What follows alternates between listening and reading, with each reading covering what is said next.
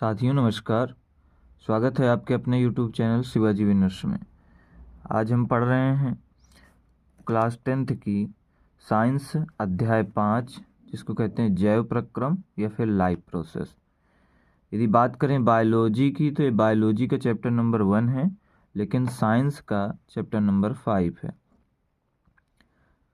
तो चलिए देख लेते हैं क्या होता है जैव प्रक्रम। जीवित शरीर में होने वाले वे सभी प्रक्रम जो जीवन के लिए अनिवार्य होते हैं जैव प्रक्रम कहलाते हैं। जीवन के लिए शरीर में जो भी आवश्यक प्रक्रम होते हैं जो जीवन के लिए बहुत अनिवार्य हैं उसको जैव प्रक्रम कहते हैं। प्रक्रम मतलब होता है प्रोसेस, प्रक्रिया।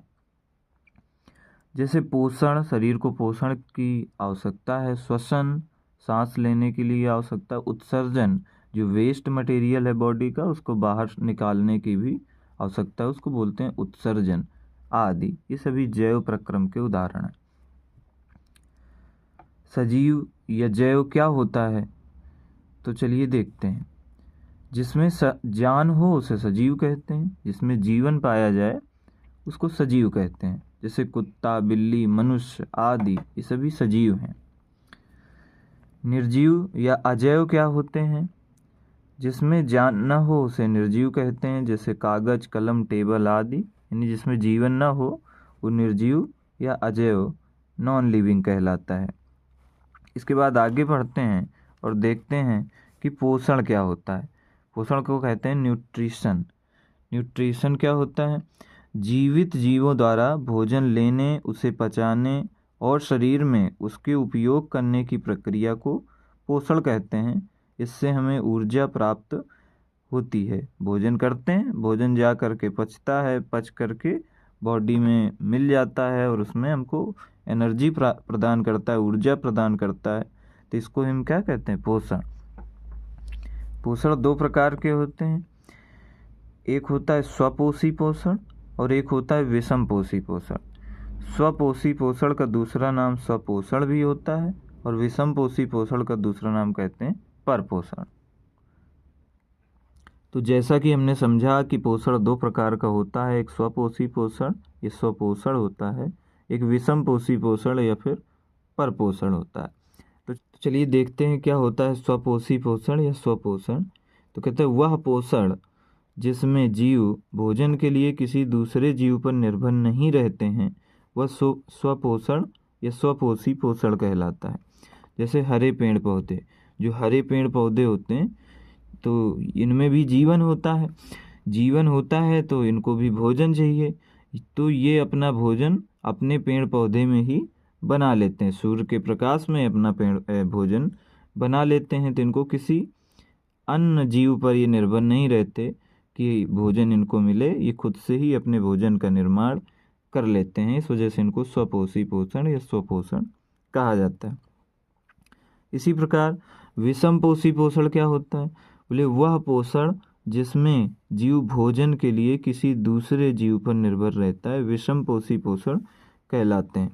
जैसे ऐसा पोषण होता है ऐसा पोषण जिसमें जीव भोजन के लिए दूसरे जीव पर निर्भर रहता है विषमपोषी पोषण कहलाता है। जैसे मनुष्य, भेड़, बकरी आदि ये सभी दूसरे जीवों पर निर्भर रहते हैं, है ना। इनको पेड़ पौधों से जैसे भेड़ है, बकरी है तो इनको पत्तियां चाहिए। मनुष्य को भी कई प्रकार की सब्जियों का ग्रहण करता है, मांस खाता है। ये सब दूसरों पर निर्भर रहते हैं, यानी दूसरे जीवों के सहारे होते हैं। विषमपोषी पोषण तीन प्रकार के होते हैं, जैसे परजीवी पोषण, मृत जीवी पोषण और प्राणी संपोषण। तो क्या होता है परजीवी पोषण? तो कहते हैं कि वे जीव जो किसी दूसरे जीवों के शरीर के ऊपर या भोजन प्राप्त करते हैं परजीवी पैरासाइट्स कहलाते हैं, तथा पोषण परजीवी पोषण कहलाता है। क्या मतलब हुआ? कह रहा वे जीव, ऐसे जीव जो किसी दूसरे जीवों के शरीर के ऊपर, जो किसी दूसरे जीवों के शरीर के ऊपर रहते हैं या अंदर रहते हैं, ऊपर रहते हैं या फिर अंदर रहते हैं, उन्हीं से अपना भोजन प्राप्त करते हैं। तो कह रहे जो दूसरे जीव किसी दूसरे जीव के ऊपर रहते हैं, शरीर के ऊपर रहते हैं और या फिर अंदर रहते हैं और भोजन भी उन्हीं से प्राप्त करते हैं, तो उनको परजीवी पैरासाइट्स कहते हैं। और उनको जो ये पोषण प्राप्त हो रहा है उसको परजीवी पोषण कहते हैं। उदाहरण से समझते हैं, जैसे जूं जूं जो होती है ये मनुष्य के सर में रहती है, मानव के शरीर में जब रहती है ये, तो ये मनुष्य के शरीर में ऊपर रहती है और उसी से ये खून चूसती है। तो इस प्रकार से इसको पोषण भी वहीं से प्राप्त हो रहा है और ये रहती भी मनुष्य के शरीर में ही है। इस वजह से इसको क्या कहेंगे, पैरासाइट्स, परजीवी पोषण कहते हैं। वही हमने पढ़ा कि ऐसे जीव जो किसी दूसरे जीव के शरीर के अंदर या ऊपर रहते हैं परजीवी पैरासाइट्स कहलाते हैं। और इस प्रकार का पोषण, जो इनको पोषण इस प्रकार का मिलता है, इसको परजीवी पोषण कहते हैं। जैसे मच्छर मनुष्य के शरीर में बाहर रहता है मनुष्य के शरीर से, और मनुष्य के शरीर पर ही उससे रक्त लेकर के अपना पोषण प्राप्त करता है। तो इस प्रकार से मच्छर भी एक परजीवी पोषण का उदाहरण होगा। फिताकृमि क्या होता है? फिताकृमि ये बॉडी के अंदर पाया जाता है, जिसको कहते हैं कि पेट में कीड़े पड़ गए, तो वो जो कीड़ा पड़ जाता है पेट में हो जाता है, उसको ही फिताकृमि कहते हैं। अंदर रहता है और अंदर ही रहता है और अंदर से ही पोषण भी प्राप्त करता है। तो ये हमारे शरीर के लिए नुकसानदायक होते हैं। तो विषम पोषी पोषण के हम प्रकार पढ़ रहे थे, 3 प्रकार हैं, तो हमने परजीवी पोषण को पढ़ा अभी। अब हम विषम पोषी पोषण का दूसरा प्रकार, जिसको कहते हैं मृतजीवी पोषण, इसको पढ़ेंगे। क्या होता है मृतजीवी पोषण? ऐसा पोषण जो मृत जीवों से प्राप्त होता है। किससे? मृत जीवों से प्राप्त होता है, तो मृतजीवी पोषण कहलाता है। अगर मृत जीव से प्राप्त हो तो मृतजीवी पोषण कहलाएगा। जो जीव इसे प्राप्त करते हैं मृतजीवी जीव कहलाते हैं। जो जीव इसको प्राप्त करें उसको मृतजीवी जीव कहलाते हैं। और जो पोषण मृत जीवों से प्राप्त हो उसको मृतजीवी पोषण कहते हैं। मृत जीव का मतलब है कि जो मर गया है, जो नष्ट है, जिसमें जान नहीं है, उससे प्राप्त किया जा रहा है जो पोषण, उसको मृतजीवी पोषण कहते हैं। और जो जीव इसे प्राप्त कर रहे हैं उसे मृतजीवी जीव कहते हैं।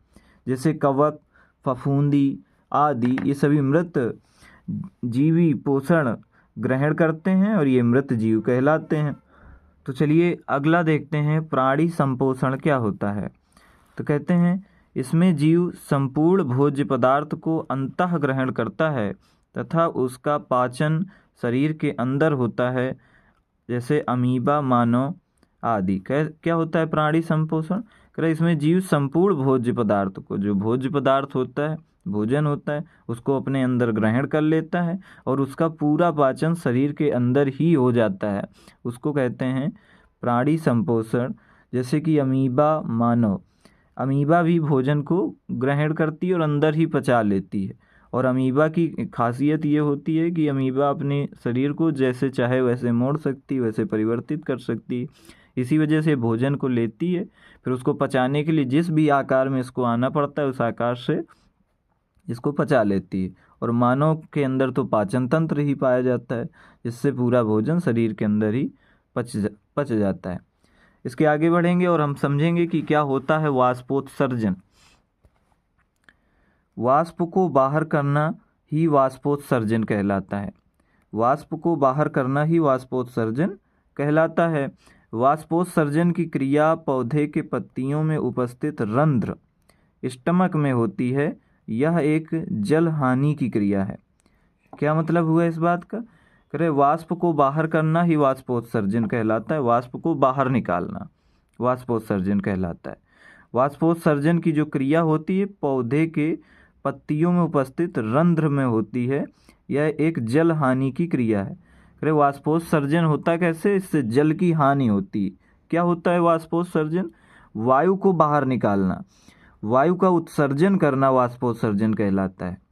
जैसे आप शीशे के सामने खड़े हो जाइए और शीशे पे अपने मुंह से अगर हवा करेंगे सुबह, तो आप देखेंगे कि उस पर एक पानी की परत जम जाएगी, तो वो ही क्या होता है? वाष्प होती है, वाष्प निकल रही है। तो वाष्प का निकलना ही वाष्पोत्सर्जन कहलाता है। ऐसे ही पौधे जो वाष्पोत्सर्जन कहते हैं तो कह रहे पत्तियों में उपस्थित रंध्र में होती है। तो पत्तियों को जब आप सुबह सुबह टच करेंगे तो आप देखेंगे कि उस पर कुछ हल्का सा गीला पदार्थ जैसा लगा रहेगा, तो उसी को जो होता है ना वो वाष्पोत्सर्जन हुआ रहता है उस पत्तियों में, जिसके कारण उसमें कुछ गीलापन दिखता है। और यह एक जल हानि की क्रिया है। तो जल हानि की क्रिया यानी वाष्पोत्सर्जन, जब वाष्प बनती है तो उसमें कुछ जल की मात्रा भी लगती है, यानी जल का हानि होता है, इसी वजह से इसको कहते हैं यह एक जल हानि की क्रिया है। तो चलिए समझ लेते हैं रंध्र क्या होता है, किस प्रकार की क्रियाएं होती हैं रंध्र में, देखते हैं रंध्र क्या होता है। तो रंध्र वाष्पोत्सर्जन गैसों का विनिमय दो प्रकार से कार्य होता है रंध्र में। तो वाष्पोत्सर्जन की क्रिया को पोटोमीटर से मापते हैं। वाष्पोत्सर्जन की क्रिया को मापने का यंत्र क्या है? पोटोमीटर। बारिश होने के कारण वाष्पोत्सर्जन होता है। बारिश होने के कारण वाष्पोत्सर्जन होता है। बारिश होने के कारण क्यों होता है? क्योंकि जल की आवश्यकता होती है। तो पत्तियों को जल तो तभी मिलता है जब बारिश होती है। तो बारिश होती है तो पर्याप्त मात्रा में जल मिलता है और वाष्पोत्सर्जन रंध्र में आकर के होता है। तो चलिए देखते हैं अब क्या होता है प्रकाश संश्लेषण या फोटोसिंथेसिस। तो चलिए देख लेते हैं। प्रकाश की उपस्थिति में किसी चीज का निर्माण करना प्रकाश संश्लेषण कहलाता है। प्रकाश की उपस्थिति में किसी चीज का निर्माण करना, बनना प्रकाश संश्लेषण या फिर फोटोसिंथेसिस कहलाता है। प्रकाश संश्लेषण क्रिया के फलस्वरूप पौधे C6H12O6, इसको कहते हैं कार्बोहाइड्रेट या ऊर्जा, कार्बनिक ग्लूकोज भी कहते हैं, प्राप्त करते हैं। भाई प्रकाश संश्लेषण की क्रिया पौधों में होती है और प्रकाश की उपस्थिति में किसी चीज का अगर निर्माण हो रहा है तो उसको प्रकाश संश्लेषण कहेंगे। और प्रकाश संश्लेषण की क्रिया जो कि पौधों में होती है, तो कह रहा है प्रकाश संश्लेषण की क्रिया जब पौधों में होती है तो बनता है ग्लूकोज, कार्बनिक ग्लूकोज बनता है, कार्बोहाइड्रेट बनता है, ऊर्जा बनती है, जिसका फार्मूला होता है C6H12O6। इसी वजह से कह रहा है कि प्रकाश संश्लेषण की क्रिया के दौरान कार्बोहाइड्रेट, ऊर्जा, कार्बनिक ग्लूकोज प्राप्त होता है। प्रकाश संश्लेषण क्रिया के लिए आवश्यक सामग्री क्या कहता है? प्रकाश संश्लेषण की क्रिया के लिए कौन कौन सी सामग्री की आवश्यकता होती है?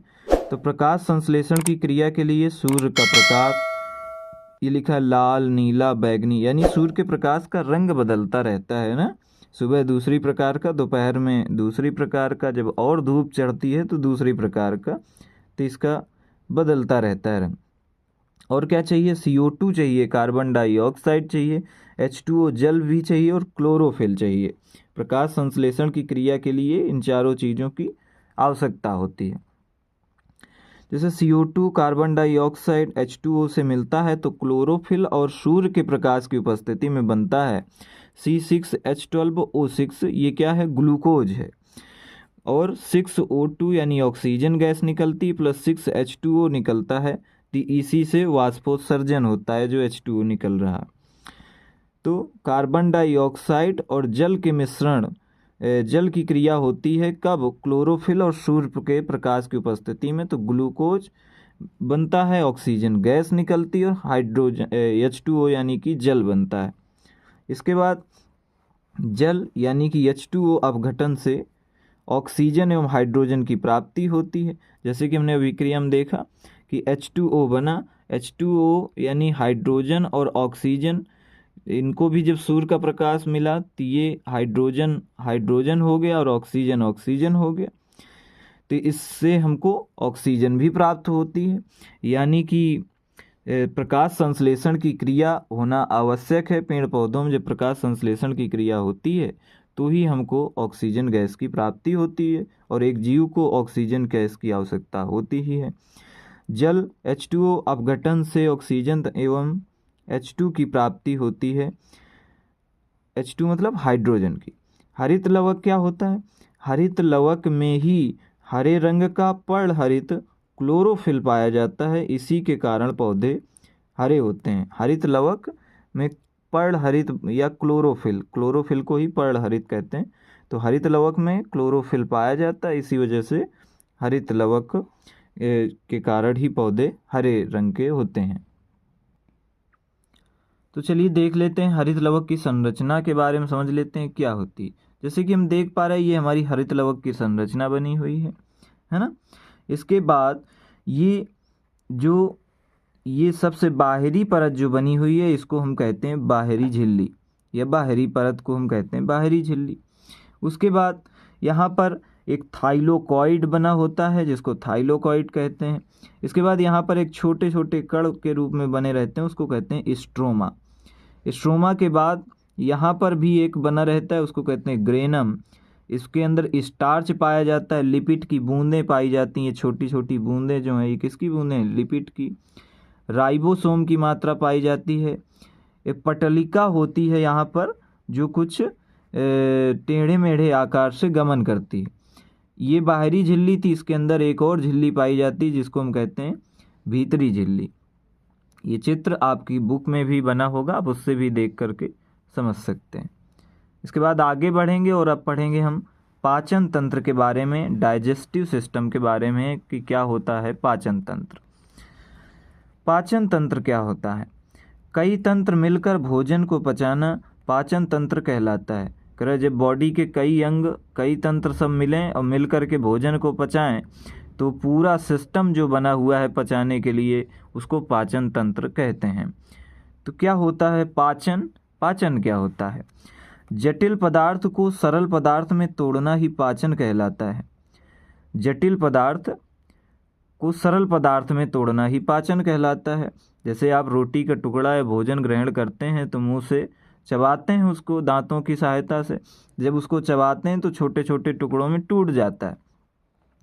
यह क्रिया फिजिकल एवं केमिकल दोनों होता है। तो कह रहा है कि भोजन को तोड़ना फिजिकल और केमिकल दोनों प्रकार की क्रिया है। पाचन का मुख्य कार्य भोजन से ऊर्जा प्राप्त करना है। अब आप कहेंगे फिजिकल केमिकल का मतलब क्या है? फिजिकल का मतलब है कि दांतों से जो रोटी का टुकड़ा टूट रहा है, भोजन जो भी है जो टूट रहा है छोटे छोटे कणों में, तो ये फिजिकल क्रिया हो गई।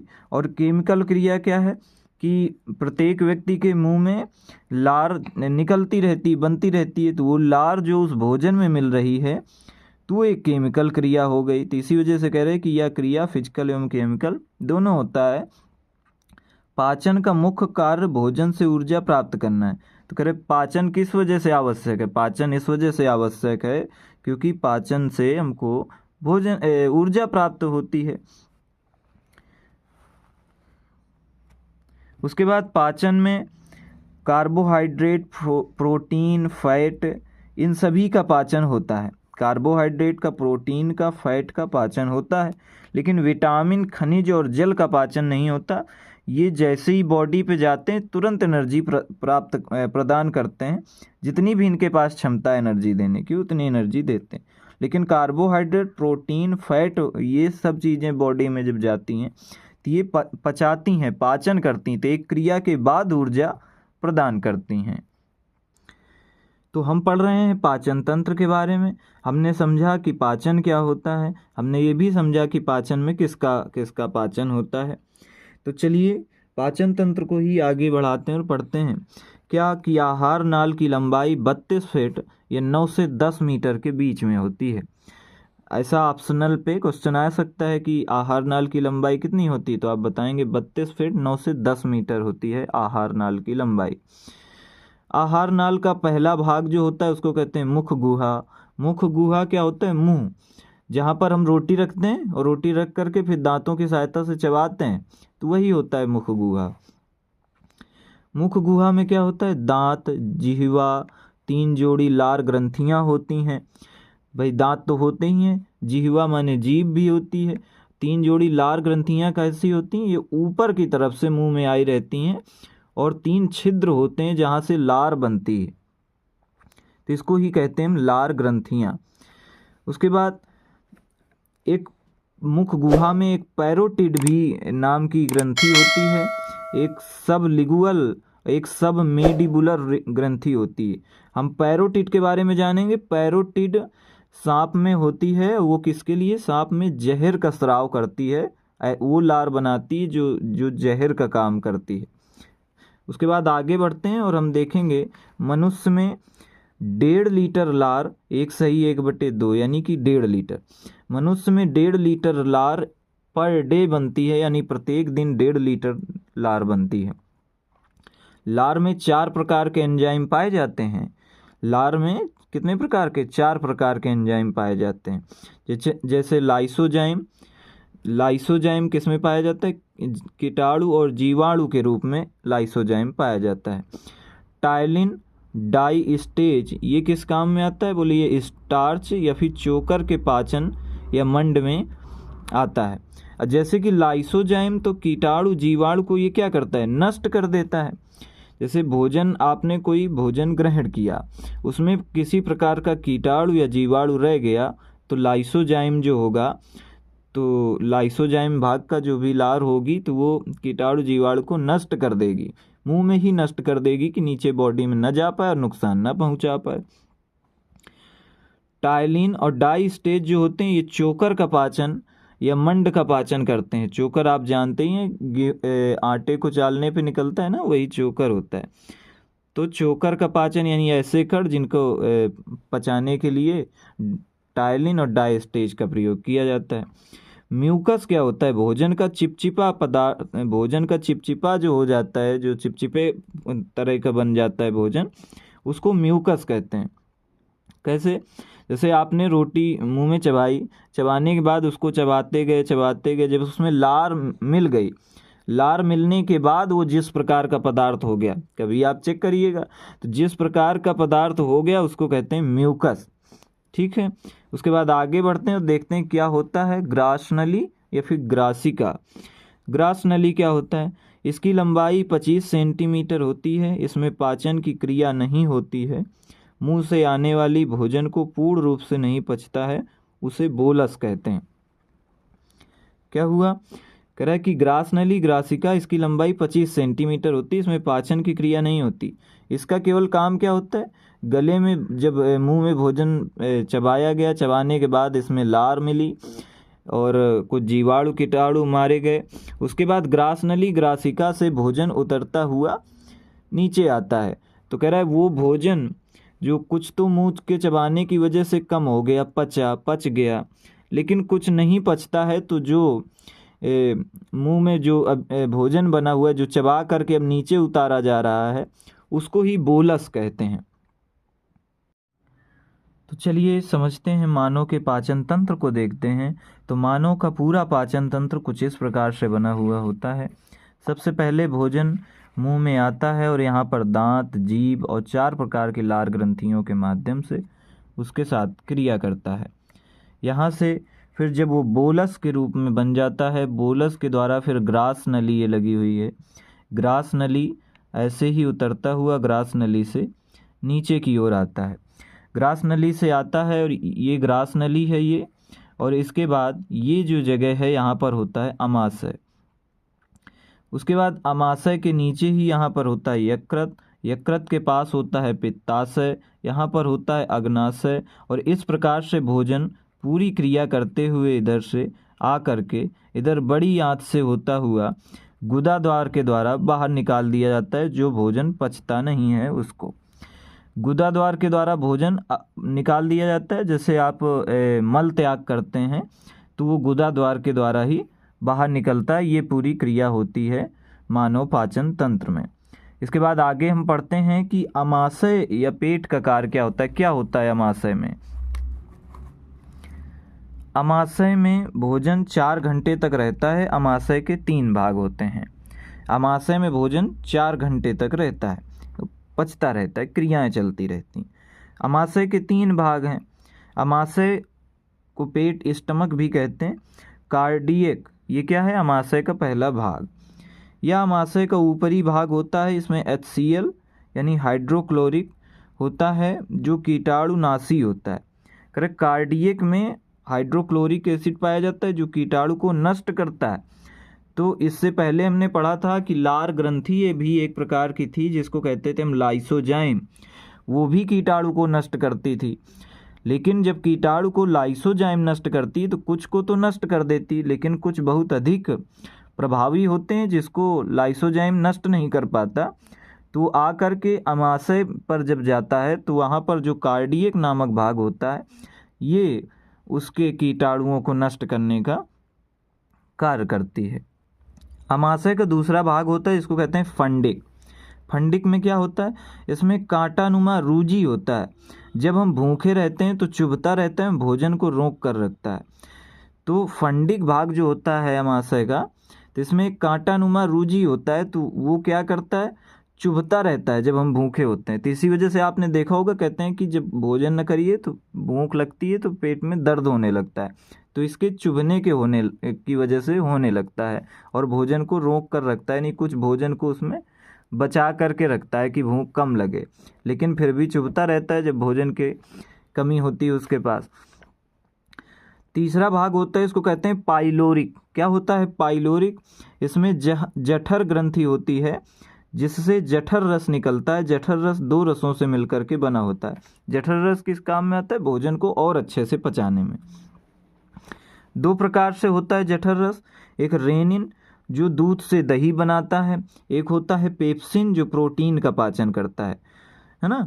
तो दूध से दही बना करके फिर पाचन करता है तो वो रेनिन है, और पेप्सिन जो होता है तो जो प्रोटीन आया है बॉडी में उसको पचाता है और पचा करके बॉडी के अन्य भागों तक पहुंचाता है, जिससे बढ़िया से बॉडी में एनर्जी प्राप्त होती है। इसके बाद अमाशय की संरचना देख लेते हैं। अमाशय कुछ इस प्रकार का होता है, इसमें जठर निर्गम होता है, काय होते हैं, जमागम, ग्रहणी का उद्र भाग होता है यहाँ पर। तो इस प्रकार से ये उद्र भाग जहाँ पर होता है तो इसको ही उदर कहते हैं।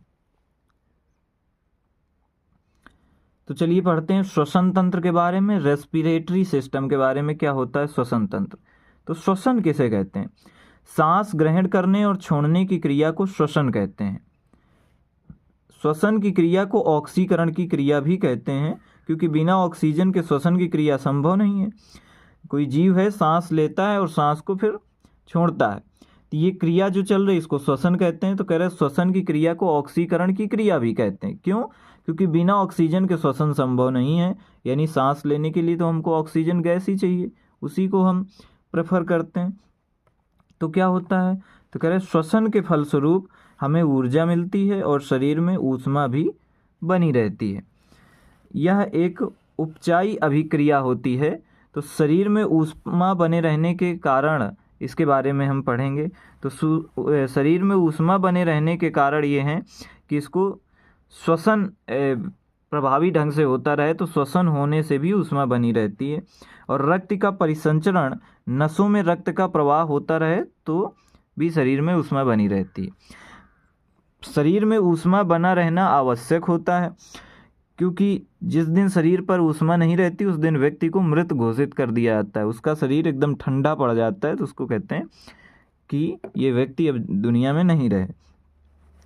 श्वसन के अंग कौन कौन से होते हैं, तो कई प्रकार के जीव होते हैं, तो सभी जीवों में अलग अलग प्रकार के श्वसन अंग होते हैं। तो कैसे होते हैं, बोले स्तनधारी जीव फेफड़ा लंग से सांस लेते हैं, जैसे गाय, कुत्ता, मानव आदि। ये जो स्तनधारी जीव हैं ये सभी फेफड़े लंग्स से साथ सांस लेते हैं। जो कीट होते हैं, कीड़े मकोड़े, वो श्वास नली से सांस लेते हैं। जो जलीय जीव होते हैं वो गिल्स, क्लोम या गलफड़ से सांस लेते हैं। तो हम बात कर रहे थे कि सांस लेने की प्रक्रिया कैसे, कौन सा जीव कैसे सांस लेता है, तो उसी में हमने नोट लिख रखा है कि मेढक 3 तरह से सांस लेता है। मेढक 3 तरह से सांस क्यों लेता है, क्योंकि मेढक 3 तरीके से जीवन जीता है। वो जल में भी रहता है, जल के बाहर भी रह लेता है और ज़मीन के अंदर भी रह लेता है। तो मेढक जब बच्चा होता है, तो जब मेढक बच्चा होता है तो उसको कहते हैं टेडपोल। तो मेढक जब टेडपोल की अवस्था में होता है तब गिल्स से सांस लेता है।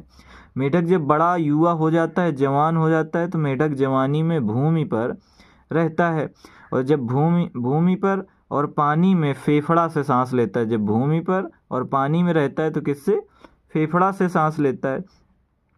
और मेढक जब भूमि के अंदर रहता है तो त्वचा से सांस लेता है। तो मेढक की 3 स्थितियाँ बनती हैं। उसके बाद अब हम पढ़ेंगे श्वासोच्छ्वास। क्या होता है श्वासोच्छ्वास?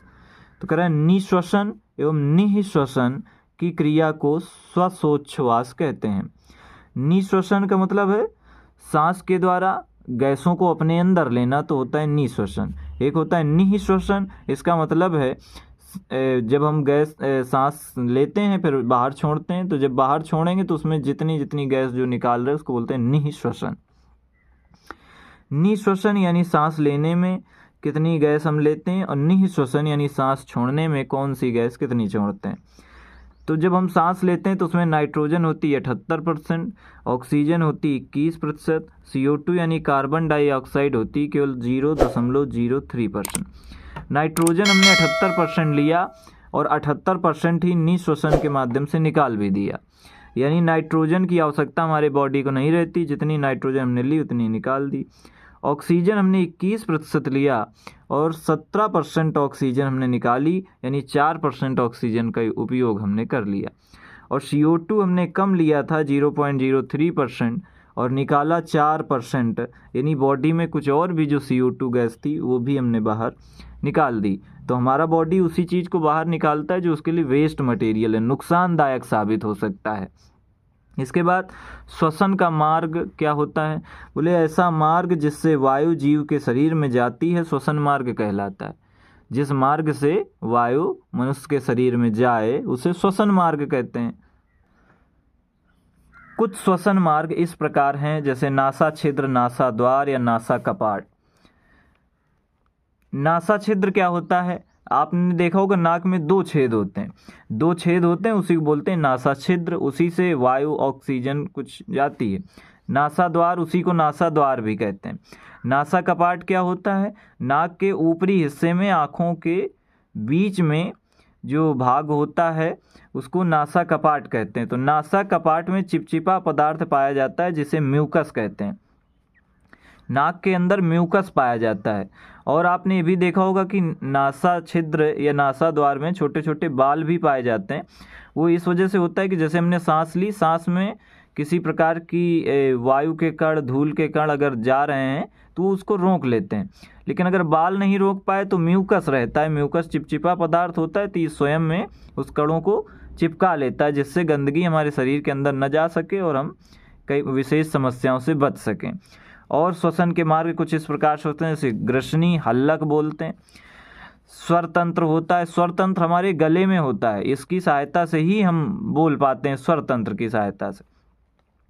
श्वास नली होती है, ब्रोंकी होती है, ब्रोंकीडेस होती है, वायु कोष्ठक होता है, ब्लड, फिर उसके बाद ब्लड में भी ऑक्सीजन गैस मिलती है तो ब्लड पूरे बॉडी में सर्कुलेट कराता है। कोशिकाएं होती हैं और सबसे लास्ट में जाता है माइटोकॉन्ड्रिया में, है ना।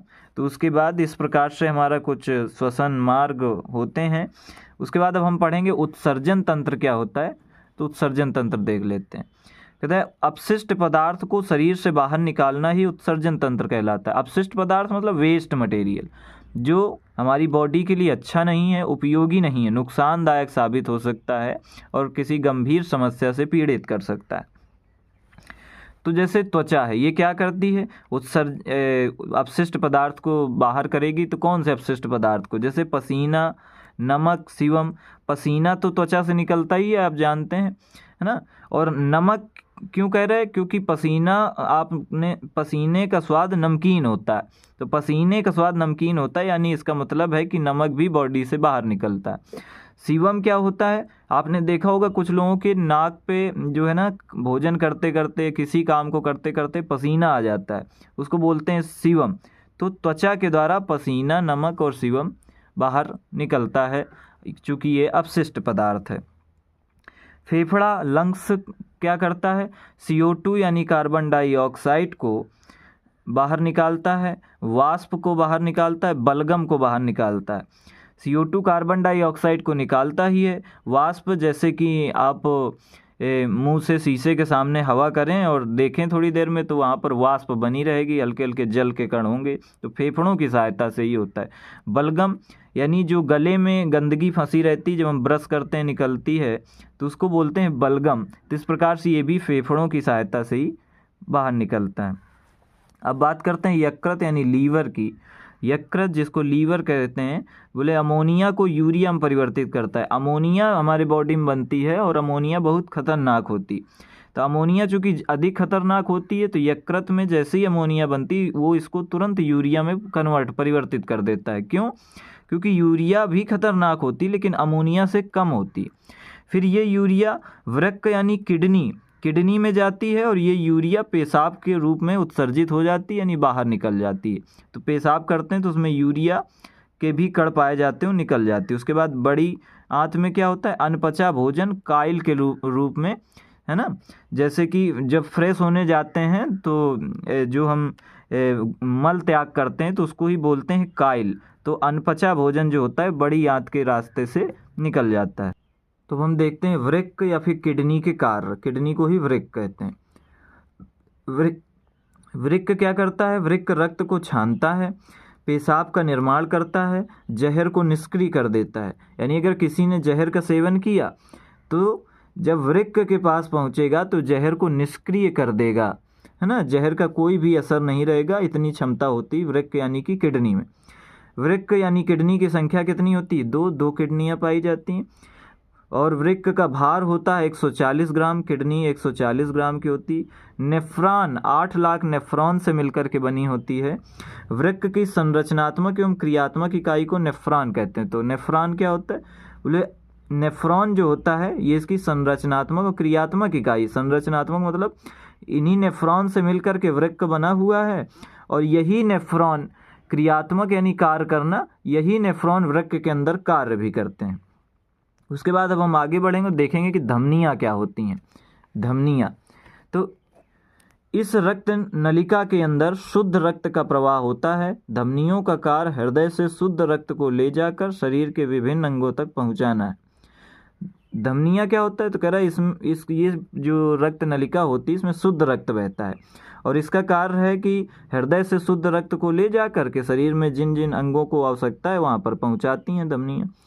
धमनियों में प्रवाहित होने वाले रक्त को ऑक्सीजन की मात्रा अधिक होती है। जो धमनियों में जो रक्त प्रवाहित होता है उसमें ऑक्सीजन की मात्रा अधिक होती है। तो धमनियों में शुद्ध रक्त का प्रवाह होता है। कैसे रक्त का? शुद्ध रक्त का। लेकिन एक धमनी है जिसको कहते हैं पल्मोनरी धमनी, इसमें अशुद्ध रक्त का भी प्रवाह होता है। इसके बाद अब हम आगे बढ़ेंगे और पढ़ेंगे शिराओं के बारे में। शिराएं क्या होती हैं? यह एक प्रकार की रक्त वाहिनी है, पर इसमें रक्त अशुद्ध रक्त बहता है। शिराओं में कैसा रक्त बहता है? अशुद्ध। तथा इसमें बहने वाले रक्त में ऑक्सीजन की मात्रा कम होती। धमनियों में ऑक्सीजन की मात्रा अधिक होती थी, शिराओं में ऑक्सीजन की मात्रा कम होती। कार्बन डाइऑक्साइड की मात्रा अधिक होती है, तो इसमें कार्बन डाइऑक्साइड की मात्रा अधिक होती, उसमें ऑक्सीजन की मात्रा अधिक होती थी। लेकिन एक शिरा ऐसी होती है जिसका नाम होता है पल्मोनरी शिरा, इसमें शुद्ध रक्त का भी प्रवाह होता है। अब हम पढ़ते हैं रक्तचाप, रक्तदाब या फिर ब्लड प्रेशर या बीपी के बारे में। जिसको कहते हैं बीपी की समस्या हो गई उसको रक्तचाप, रक्तदाब या ब्लड प्रेशर की समस्या है। क्या होता है? रक्तचाप या रक्तदाब या फिर बीपी या ब्लड प्रेशर क्या होता है? शरीर में रक्त के प्रवाह के कारण नसों की दीवारों पर पड़ने वाले दाब को रक्तचाप कहते हैं। खैर शरीर में जो रक्त प्रवाह होता है, रक्त बहता है, उसके कारण नसों की दीवारों पर दाब उत्पन्न होता है, उस दाब को ही रक्तदाब या रक्तचाप कहते हैं। शिथिलन के दौरान धमनी के अंदर का दाब अनुशिथिलन दाब कहलाता है। सामान्य प्रकुंचन दाब लगभग 120 mm, ये क्या है? ये है यूनिट है, इकाई है, 120 mm, तथा अनुशिथिलन दाब लगभग 80 mm पारा होता है। क्या मतलब हुआ? करा अनुशिथिलन दाब, अनुशिथिलन या शिथिलन के दौरान धमनी के अंदर शिथिलन का मतलब है कि पंपिंग होती है। जब एक बार रक्त आता है फिर खींच करके चला जाता है, फिर आता है फिर जाता है, तो पंपिंग होती है, इसी को बोले शिथिल हो जाना। जब सिकुड़ता है तो उसको बोलते हैं शिथिलन। जब शिथिल होती है, और अनुशिथिलन दाब कहलाता है सामान्य प्रकुंचन दाब। जो कह रहा है सामान्यता दाब कितना होना चाहिए, जो स्वस्थ मनुष्य का होता है वो 120 mm पारा, और अनुशिथिलन दाब लगभग 80 mm पारा होना चाहिए। यानी कि बॉडी का जब भी ब्लड प्रेशर नापा जाता है तो वो 120 mmHg पारा से 80 mmHg पारा होना चाहिए, यानी दो प्रकार के दाब होते हैं, एक प्रकुंचन दाब होता है, एक अनुशिथिलन दाब होता है। तो ऊपर दिया गया होता है मशीन पे, जब आप देखेंगे तो 120 mmHg पारा दिया रहेगा, यानी नॉर्मल व्यक्ति का रक्तचाप रक्तदाब है। और उसी के नीचे दिया रहता है 80 mmHg पारा, इसका मतलब है कि अनुशिथिलन दाब सामान्य है। यदि दोनों दाब हमारे सामान्य हैं तो हमारा ब्लड प्रेशर सही स्थिति में चल रहा है। लेकिन अगर ऐसा नहीं होता है, ये मात्रा से कम ज़्यादा पाया जाता है, तो फिर स्थितियाँ गड़बड़ होने के चांस रहते हैं। स्फाइग्मोमैनोमीटर नामक यंत्र से रक्त दाब मापा जाता है। इस यंत्र से रक्त दाब को मापा जाता है, यानी जिस यंत्र से मापा जाता है उसको रक्त दाब कहते हैं। अब तो कुछ विशेष प्रकार की मशीनें भी आ गई हैं इसको मापने के लिए, लेकिन ये वाला जो होता है इसमें हवा भरनी होती, इसमें डॉक्टर हवा भरता है, तब फिर ये बताता है कि किस प्रकार का रक्तचाप या रक्तदाब बीपी किस प्रकार से समस्या है। बोले जब बीपी बढ़ जाता है, यानी ब्लड प्रेशर जब बढ़ जाता है, तो उसे हाइपरटेंशन कहते हैं। इस स्थिति में बीपी कुछ इस प्रकार से उस मशीन में दिखेगा। जब बीपी दिखेगा 140/90, है ना। अपान का मतलब क्या है, ऊपर 140 mmHg पारा दिया गया होगा, नीचे 90 Hg पारा दिया गया होगा। इसका मतलब है कि बीपी हाई है। वैसे नॉर्मल कितना होता है, 120 और 180 नॉर्मल होता है। 120 से 125 हो जाए तो भी नॉर्मल ही कहते हैं, 80 से 85 हो जाए तो भी नॉर्मल मान लेते हैं। लेकिन 140 हो गया, 90 हो गया, इसका मतलब है कि हाई बीपी है, ब्लड प्रेशर बढ़ चुका है। एटीनॉल का प्रयोग हम बीपी को घटाने के लिए करते हैं। एटीनॉल का प्रयोग कर लेते हैं हम बीपी को घटाने के लिए। तो इस प्रकार से हमने पढ़ा कि जब बीपी बढ़ता है तो उसको हाइपरटेंशन कहते हैं। अब जब बीपी घट जाता है तो उसे हाइपोटेंशन कहते हैं। इस स्थिति में बीपी कुछ इस प्रकार से दिखती है। नॉर्मल कितनी होती है, 120 और 80 होती, लेकिन जब घट गई तो 90 और 60 के आसपास अगर आ रही है तो इसको हम कहते हैं बीपी लो है, यानी बीपी कम हो गया है। हृदय के बारे में अब हम पढ़ते हैं कि हृदय क्या होता है। हृदय हृदयक पेशियों का बना होता है या पेरोकार्डियम नामक झिल्ली से ढका होता है। एक झिल्ली चढ़ी होती है पूरे हृदय के ऊपर, एक बंद मुट्ठी की तरह हृदय बना होता है। तो हृदय हृदयक पेशियों से बना होता है, इसके ऊपर एक झिल्ली चढ़ी होती है जिसको बोलते हैं पेरोकार्डियम। इसका भार लगभग 300 ग्राम होता है। किसका, हृदय का भार 300 ग्राम होता है। हृदय का आकार शंकुआकार होता है, यानी शंकु के आकार का होता है, और इसको मुट्ठी के आकार का भी कहते हैं। यह वक्ष गुहा में हल्का बाईं ओर होता है। वक्ष गुहा मतलब वक्ष स्थल जो होता है ना, तो बाईं ओर स्थित होता है हृदय। किस ओर, बाईं ओर। हृदय एक पंपिंग अंग है। पंपिंग अंग का मतलब क्या है, पंप करता रहता है ब्लड प्रेशर को, बीपी को, रक्त को पंप करता रहता है। और ऑक्सीजन जब हम ऐसा होता है कि रक्त जब बॉडी में जाता है हृदय से तो हृदय पंप करता है, तो उस पर ऑक्सीजन हृदय मिला देता है। ऑक्सीजन मिल करके पूरी बॉडी में दौड़ता है रक्त, तो फिर पूरी बॉडी में दौड़ता है तो उसका ऑक्सीजन खत्म हो जाता है, रक्त पुनः फिर से हृदय में आता है और हृदय फिर से उस पर ऑक्सीजन मिलाता है। तो ऐसी क्रिया चलती रहती है, तो पंपिंग करता रहता है। इसी वजह से कहते हैं हृदय एक पंपिंग अंग है। हृदय कोष्ठक या हार्ट चैम्बर क्या होते हैं। हृदय के अंदर पाए जाने वाले गुहा यानी खाली स्थान को चैम्बर कहा जाता है, तो उसको हृदय कोष्ठक कहते हैं। जैसे अलिंद, अलिंद या हृदय का ऊपरी भाग होता है। शरीर में रक्त अलिंद के माध्यम से प्रवेश करता है। रक्त अलिंद जो होता है हृदय का ऊपरी भाग है और इसके माध्यम से ही रक्त हृदय में प्रवेश करता है। तो हमने बात करी हृदय के कोष्ठक के बारे में, तो उसमें हमने पाया एक अलिंद। वैसे मनुष्य के शरीर में 4 कोष्ठक होते हैं, 4 चैम्बर होते हैं, एक दायां अलिंद और बायां अलिंद, दायां निलय बायां निलय। अब देखते हैं निलय क्या होता है। बोले यह हृदय का निचला भाग होता है या रक्त को पंप करता है जिससे रक्त पूरे शरीर में फैल जाता है। अलिंद से रक्त हृदय में प्रवेश करता है और निलय इसको पंप करता है और पंप करने के बाद ये पूरे शरीर में इसको पहुंचाता है। मछली के शरीर में केवल 2 ही चैम्बर पाए जाते हैं। उसके बाद अब हम पढ़ेंगे उभयचर। उभयचर क्या होता है। बोले मेढक, सरीसृप, सांप, सरीसृप का होते हैं, सांप, छिपकली, ये सब सरीसृप होते हैं। इनमें 3 चैम्बर या हृदय पाए जाते हैं। इसके मतलब 3 चैम्बर हृदय का मतलब इनके हृदय में 3 चैम्बर पाए जाते हैं। किनके, मेढक और जितने सरीसृप जीव होते हैं जैसे सांप और छिपकली। मगरमच्छ तथा घड़ियाल सरीसृप हैं किंतु इनका हृदय 4 चैम्बर वाला होता है। कह रहे सरीसृप में वैसे तो कह रहे 3 चैम्बर पाए जाते हैं, जैसे सांप और छिपकली हो गया, लेकिन मगरमच्छ और घड़ियाल भी सरीसृप हैं, किंतु इनके हृदय में 4 चैम्बर पाया जाता है। स्तनधारी तथा पक्षी का हृदय 4 चैम्बर वाला होता है। कह रहे जो जीव स्तनधारी होते हैं, जो अपने बच्चों को स्तनपान कराते हैं, स्तनधारी होते हैं, और जो पक्षी होते हैं उनके हृदय में भी 4 चैम्बर होते हैं। इस प्रकार से हमने बायोलॉजी का चैप्टर नंबर 1, जिसको कहते हैं जैव प्रक्रम यानी कि लाइफ प्रोसेस, या फिर आप कहें साइंस का, तो चैप्टर नंबर 5 हमने पढ़ लिया है। आशा करते हैं आपको वीडियो अच्छा लगा होगा। अगर अच्छा लगा है तो लाइक, कमेंट, शेयर, सब्सक्राइब जरूर करें। धन्यवाद।